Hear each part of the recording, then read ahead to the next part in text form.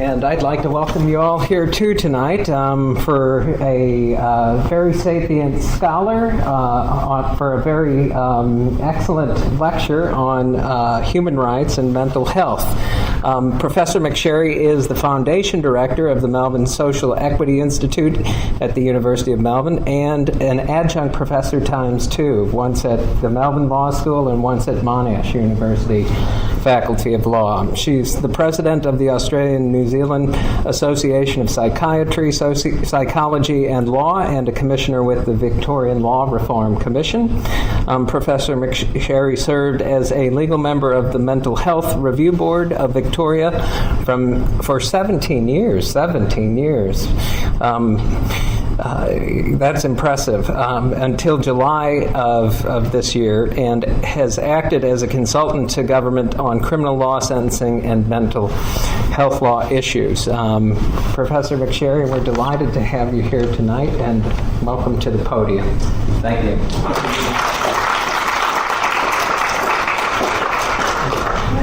Okay, and that's a great start. Yeah, rope it in.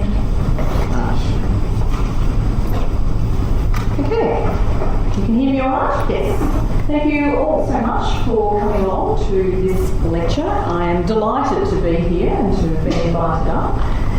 I'm going to start by telling you a story. Some of you may be familiar with it, some of you may not. And it concerns an event that occurred here in Brisbane some years ago now, and I have to get that around the right way. There we go. That road may be familiar to some of you. So I want you to imagine a bus going down this particular road. There was a bus driver called Keith Carrier who was driving the bus. All was going well. He was heading towards the stoplights. The lights turned green. He saw a man standing just at the corner of the lights. Started off, going down, the man walked in front of the bus. He tried his hardest to put the brakes on. Unfortunately, he hit the man who was very badly injured. He survived, but he was very badly injured. And under tort law, the law of negligence, pedestrians can owe a duty of care to other people around them. So what Keith Carrier, the bus driver, did was he actually sued the man for the injuries he suffered, because he suffered quite some trauma and he wasn't able to drive buses again, because all he could think of was just this man stepping out in front of the bus and him not being able to stop it. And he was actually awarded over $100,000 in damages for economic loss and pain and suffering. The added layer to this is that the man who stepped out in front of the bus, John Bonham, had been a patient at the hospital. Some 20 years before, John Bonham had been diagnosed with schizophrenia, and he had been treated on and off over the years as an involuntary patient. And on that particular day, a social worker saw him and was very concerned about his state of mind, and so she brought him to the emergency section of the hospital. And when he was there, he said, "I'm 45, I think it might be a good time to die." So understandably, the doctors there were very concerned about his health. They gave him some haloperidol. They said, "Look, we're going to transfer you over to the mental health unit and we're going to put you under observation every 15 minutes. There was at that time, I don't know whether it's still the case, but he was able to go outside to have a smoke. So he walked outside, had a smoke, and he realised where he was close to the car park, and he kept walking, and that's how he walked in front of the bus.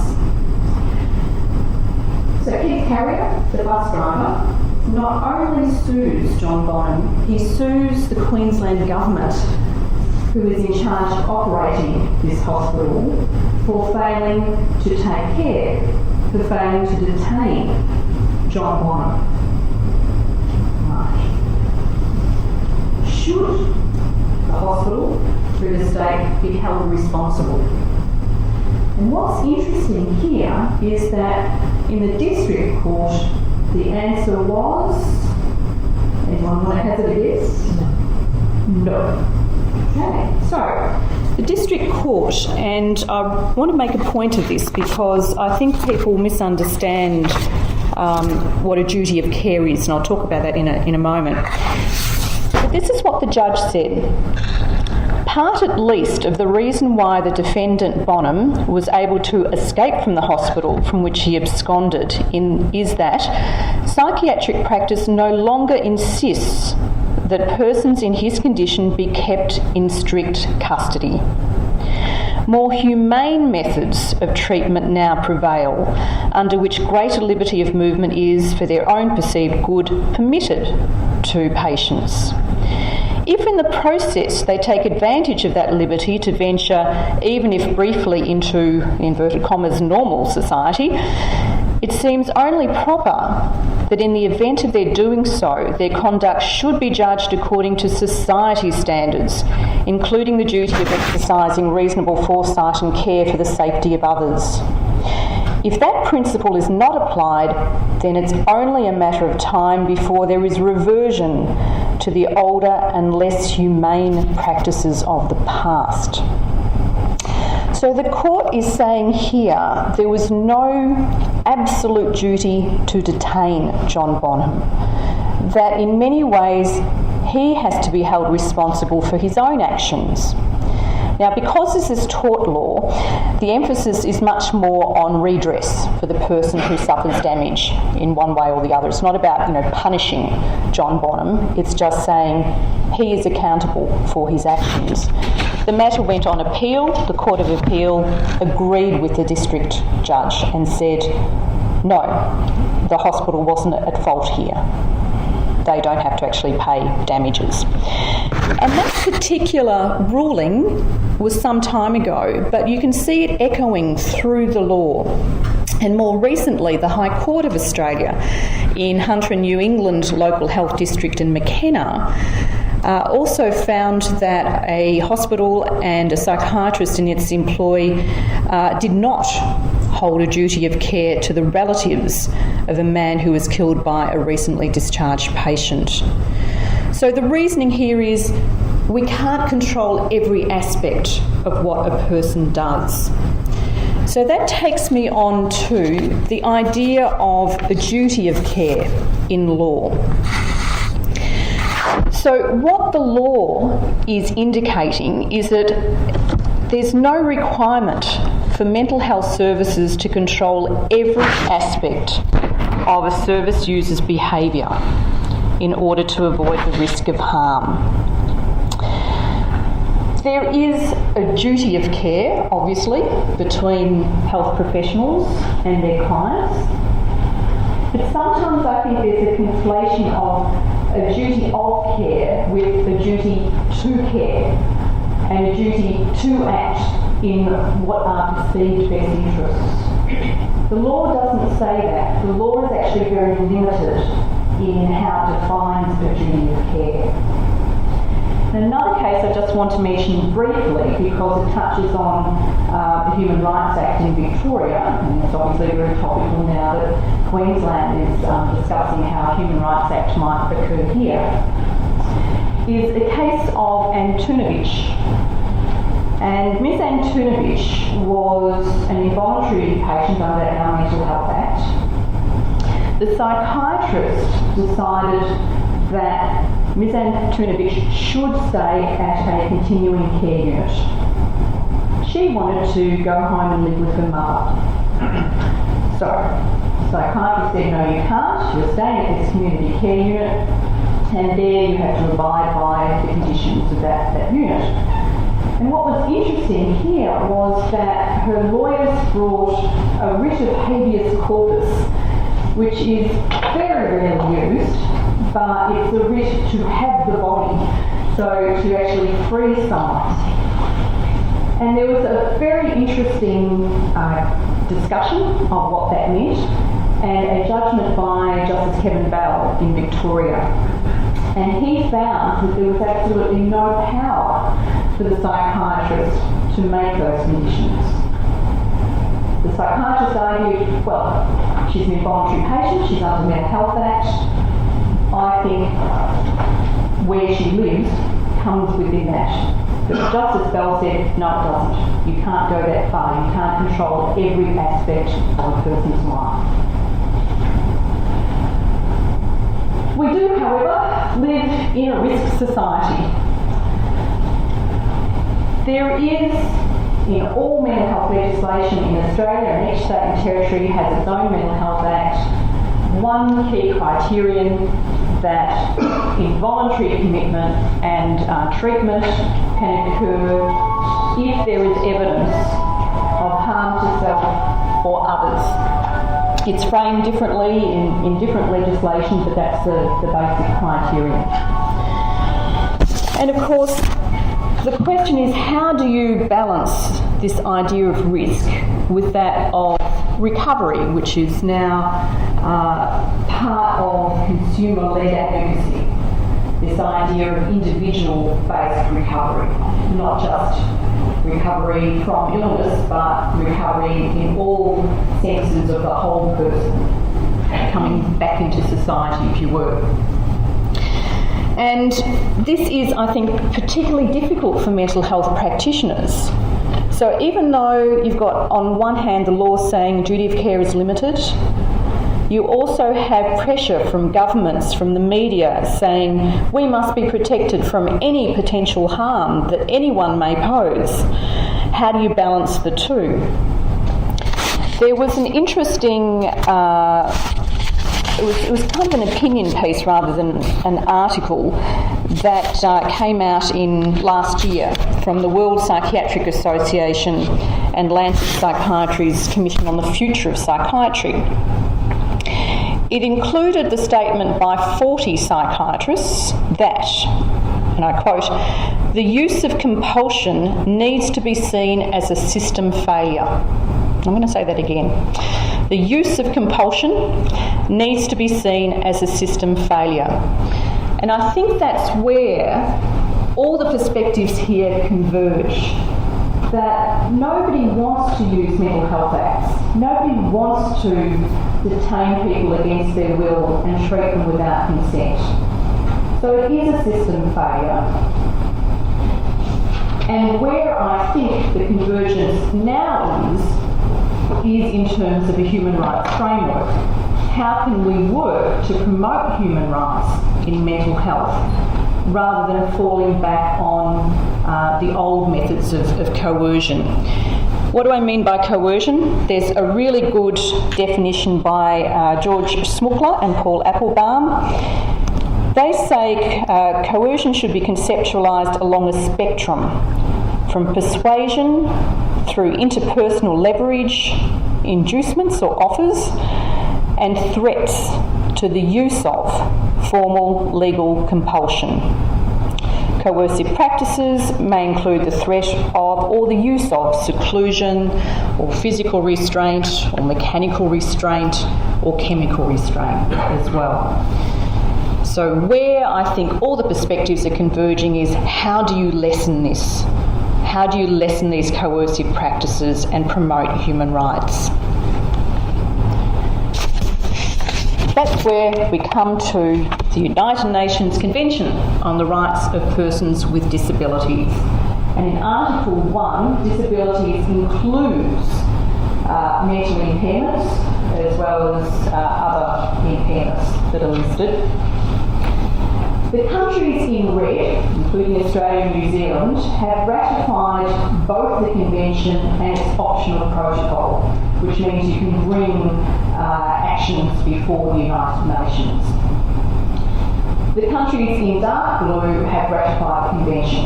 What that means is that the countries in dark blue and red have agreed to be bound by the articles in this Convention. The yellow ones are the ones that are signed but haven't gone that one step further to say we agree to be bound, and you'll notice one key country is yellow. Yes, the USA. But the effect of this convention is quite extraordinary, that it has been so well accepted, so ratified by all these nations and organisations as well. The EU has ratified it, for example. So it's an incredibly persuasive document, if nothing else, that is informing mental health care as in other areas such as guardianship and so on.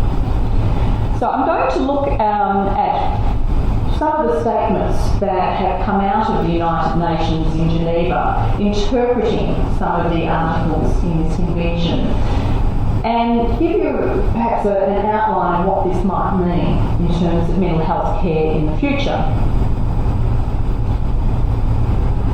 So I'm going to look at 5 key articles. And you'll see here that the convention's actually been in operation for over a decade now. It seems to have gone in a flash.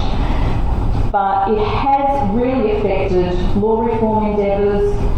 It has, to some extent, affected practice, but perhaps not as much as was envisaged.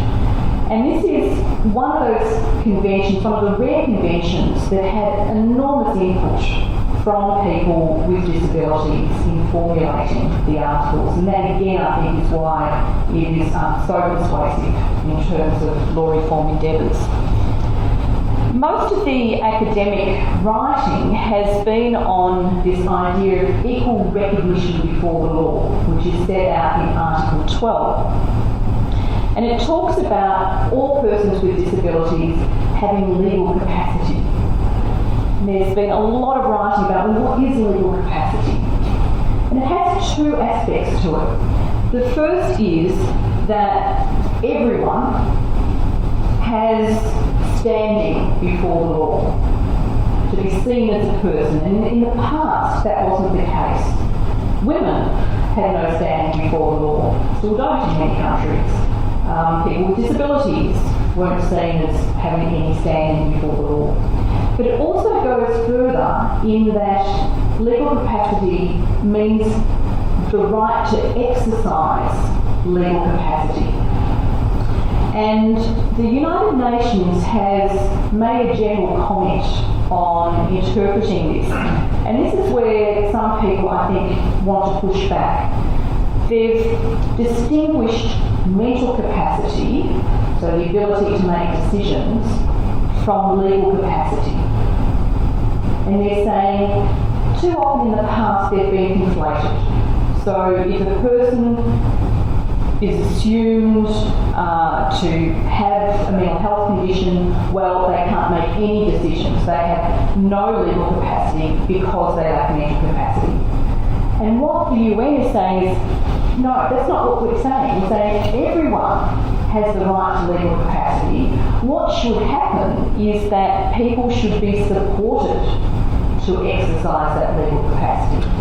So that's kind of flipping things on its head. You don't make any assumptions. You have to ask, what support does this person need to make decisions under the law? And that's a very different way of thinking things, and I think that's why, for many, there's been a bit of a pushback. The other article that has been discussed a lot, of course, is the right to liberty, because under Mental Health Acts, people can be detained without consent. And again, the United Nations has taken quite an extreme view on this.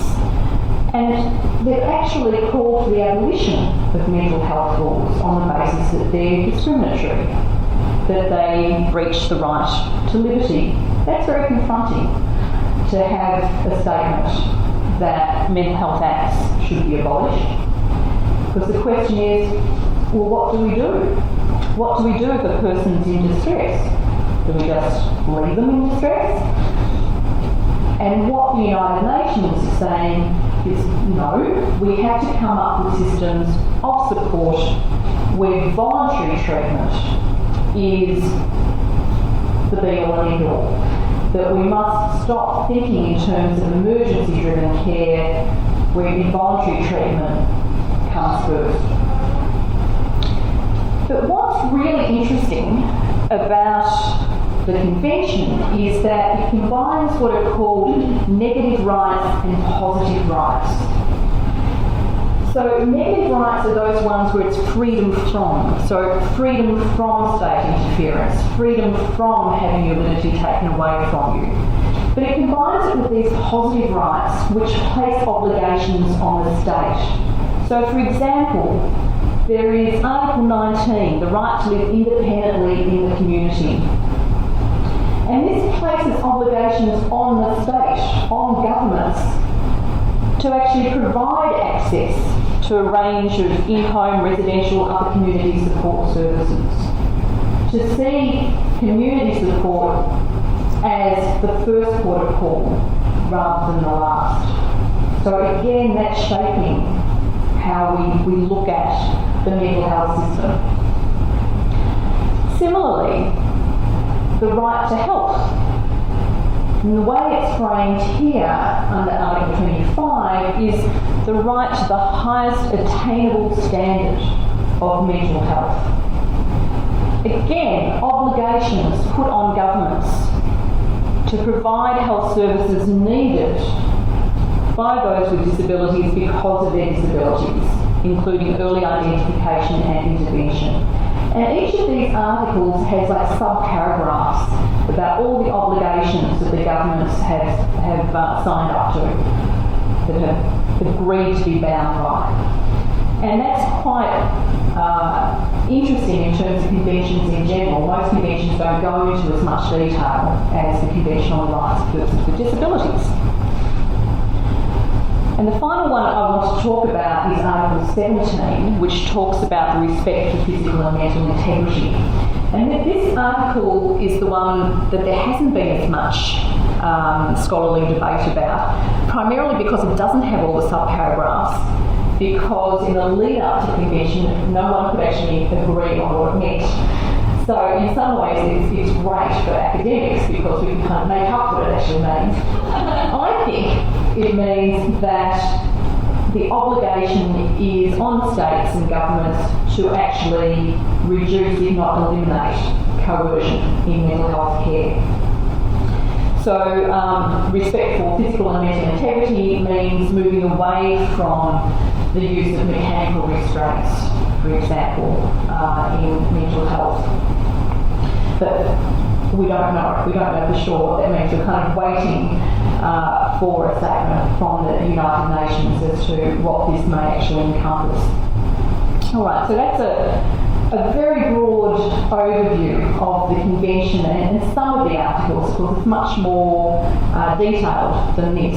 But some of the articles that seem to be playing out in terms of law reform. So I want now to turn to Australia and some of the things where we might explore how to promote rather than protect human rights. And I'm using daisies, I hope you're realising that this is a metaphor, because this idea of, chains, coercion, restriction, but then you have daisy chains. Can we move from coercion to choice? Can we think about chains in a different way? Now, hot off the presses, and I would have liked to have brought copies for everyone, but they're so heavy.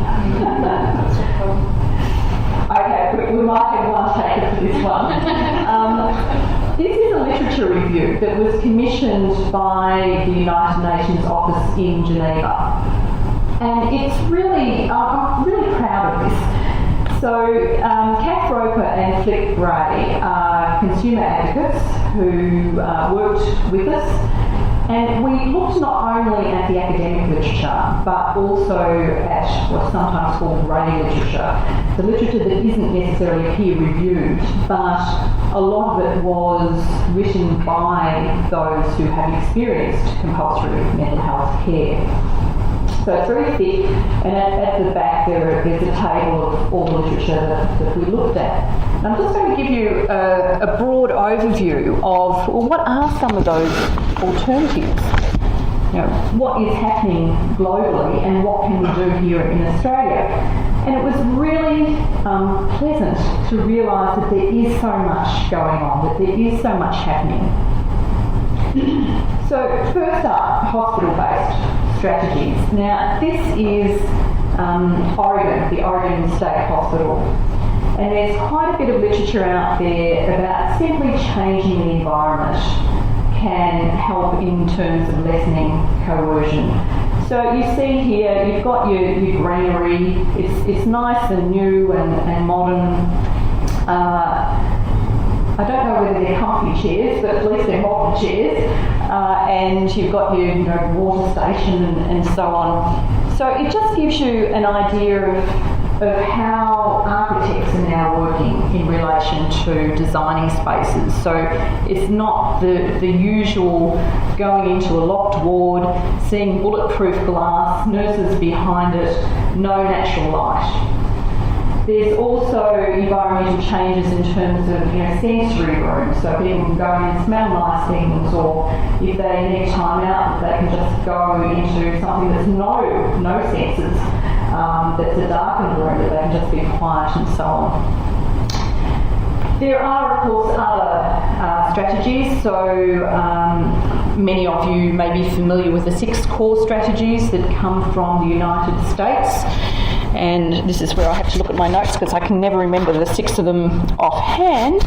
But it goes through things such as leadership being very important, workforce development, server user roles, collecting data. It's amazing how little data we have in terms of how often coercive measures are used. We now have national data on seclusion and mechanical restraint and now physical restraint for the first time. But you compare it to other countries such as the Netherlands, where every time medication is given without consent, that has to be recorded, and the dosage and so on. So data is important. The use of targeted reduction tools to reduce incidents of restraint and seclusion and so on. So they're the 6 core strategies. There's also safe wards, which came from the United Kingdom, in terms of de-escalation techniques, trying to avoid situations that might lead to seclusion and restraint.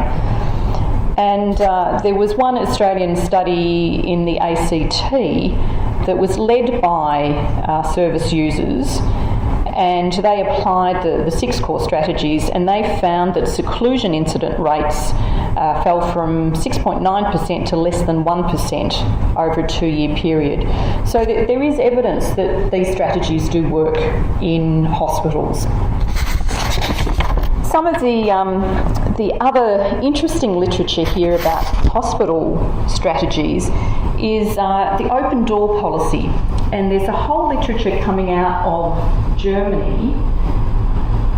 I know in many states around Australia there's this perception that closed doors prevent people from harming themselves or others, that there has to be some sort of gradual system of day release, and then if that works then a bit longer and so on. But in Germany there are a couple of studies that looked at nearly 350,000 admissions to 21 German psychiatric inpatient hospitals. And what they found that hospitals with an open door policy did not have increased numbers of suicide or suicide attempts or absconding. In fact, open wards were associated with a decreased possibility of suicide attempts, absconding, and so on.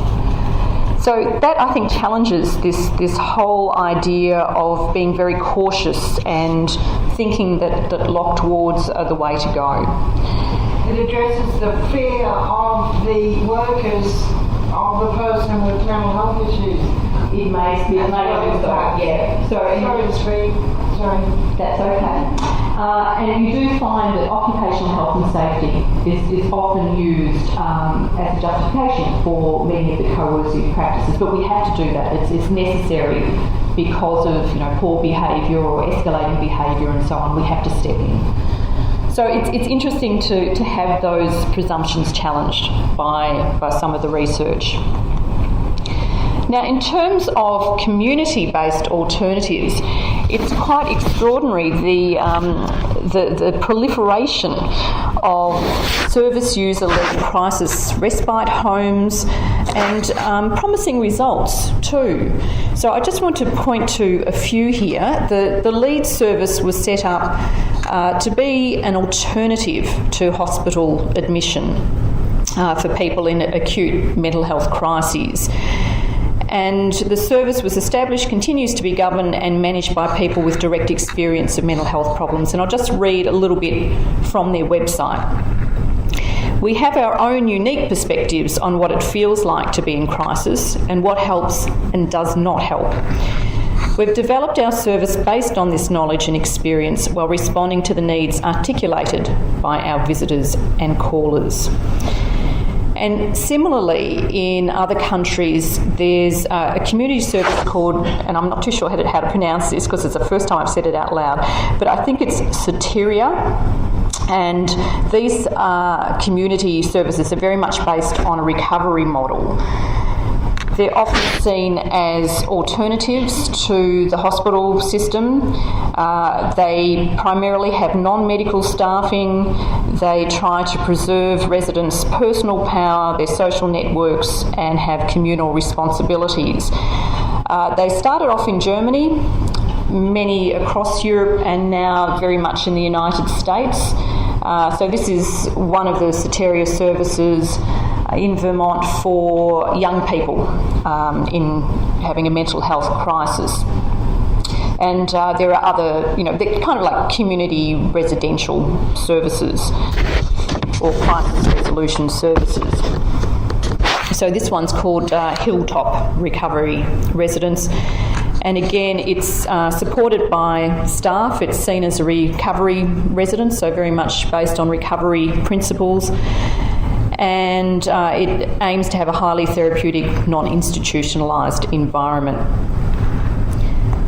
Similarly, there's Alyssum in Vermont, and Vermont is a really interesting, I was going to say case study, but it just shows what can happen after a traumatic event, in that you might remember the storm Irene, and it actually wiped out the psychiatric hospital in Vermont. So the government had a blank slate, and they thought, well, what are we going to do? And instead of just rebuilding the hospital as it was, they decided to actually put resources into peer-run crisis centres. So throughout Vermont now, you have these smaller crisis centres that are peer-led and peer-run. So I think Vermont is a really interesting example of what can happen when you have a tragedy, but suddenly you think, well, what use can we do now in terms of reformulating the mental health system?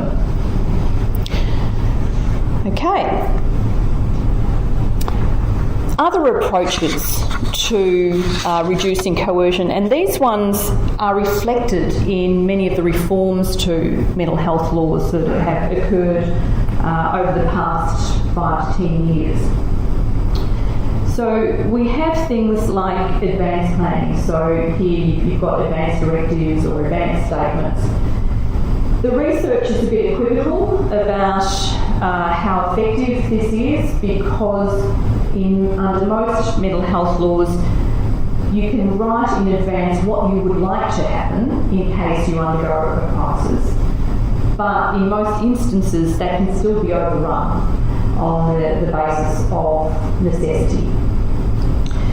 They've had them in Scotland for over a decade now, and it's interesting that there's a very low take-up of them, and the perspective is, well, they don't really make a difference. I'm hoping that here the situation will be different and that people will feel that they are actually regarded as part of their treatment plan, if you like, in the future. Non-legal advocacy is very important. Here there's a nominated person scheme. We have a similar one in Victoria. Again, unfortunately, very low take-up of it. And I think the Victorian experience is because you have to go through such a rigmarole to write it all out, to get it witnessed, to ensure that you jump through a lot of hoops, and then you have someone who helps you navigate the system, who can sit with you through tribunal hearings and so on. But non-legal advocacy can also be advocacy groups. So, for example, in Victoria, Victorian Mental Illness Awareness Council is doing a lot of advocacy, and I think we can learn a lot from disability organisations in other countries in particular. So that seems to be changing. It's much more about promoting human rights, promoting recovery, trauma-informed care and the like. There's also supported decision making, and this has been, I suppose, well researched in terms of what supports can you put in place to help people decide what treatment preferences they have. And throughout many of the mental health acts based on the CRPD or on the convention, you have this idea of the will and preferences of the person being upheld. So what supports? Well, it may just be a peer advocate sitting with the person, or it might be the treating team working through the treatment plan. These are the costs, these are the benefits, and so on. I think to date there's been a lot of work on how to do this in practice, but I'm not sure it's actually filtering through to practice. So again, early days for how this can work. And I was involved in a project with researchers at Monash and Melbourne University that set up a website with consumer and mental health practitioners' perspectives on how this might work in practice. There's also no medication approaches, and this I think ties in with a number of the peer-led crisis centres. Now it may work for some, may not work for others, but it's interesting that amongst some consumer-led organisations there are networks that help support people in crisis that are looking at the whole person, if you like, looking at addressing trauma maybe through psychological means, other means, as well as medication or no medication. Right, so again, there are other alternatives that exist. So I'm going to just bring this together now, and I'll be really interested to get your questions, because this is meant to be a seminar, it's not just me talking at you, so I do want you to fire questions at me. So overall, the convention is really, I think, there to make us think about how can we do things better? How can we ensure that compulsory detention and treatment is a last resort? What are the alternatives to it? And I think across Australia we still have this emphasis on emergency-driven care. And that means that the resources go into emergency and not necessarily into community-based care. It does have a flow-on effect. There are, of course, intersections in terms of unemployment, lack of housing, and so on in relation to severe mental health conditions. So how can we actually use the obligations on governments under this convention to ensure the best quality mental health services? The important part, I think, to emphasise is that the convention is about promoting human rights, not about protecting so much, but how do we promote human rights? How, again, do we ensure those obligations to live in the community, to have access to mental health services can be put into practice. And finally, there are already wonderful pockets of practice out there, and I had to keep reminding myself of that, and that's why it was so good to do this project, to realise that so much is happening. We tend to go back to thinking the system never changes or it's always too coercive, but then you realise that there are wonderful people out there doing wonderful things, and we just have to ensure that people know about this and to have the evidence base that alternatives work, and lobby, use advocacy and so on to ensure that we are talking about promoting choice rather than falling back all the time on coercive practices. So finally, if you want to find out a bit more, this is some material that you might want to look at. The second and third ones are open access. So if you want to have a look at this, not necessarily download it because it's very heavy, that is now available. So please have a look at that. And the Australian Journal of Human Rights article is also open access. The other one, feel free to contact me if you want a copy, and you can download some other work via ResearchGate if needs be. So there you go. So that's a very broad overview of where we are, and I want to finish on an optimistic note that we are moving from coercion to choice. And now it's over to you, and I'm very happy to answer any of your questions. Thank you.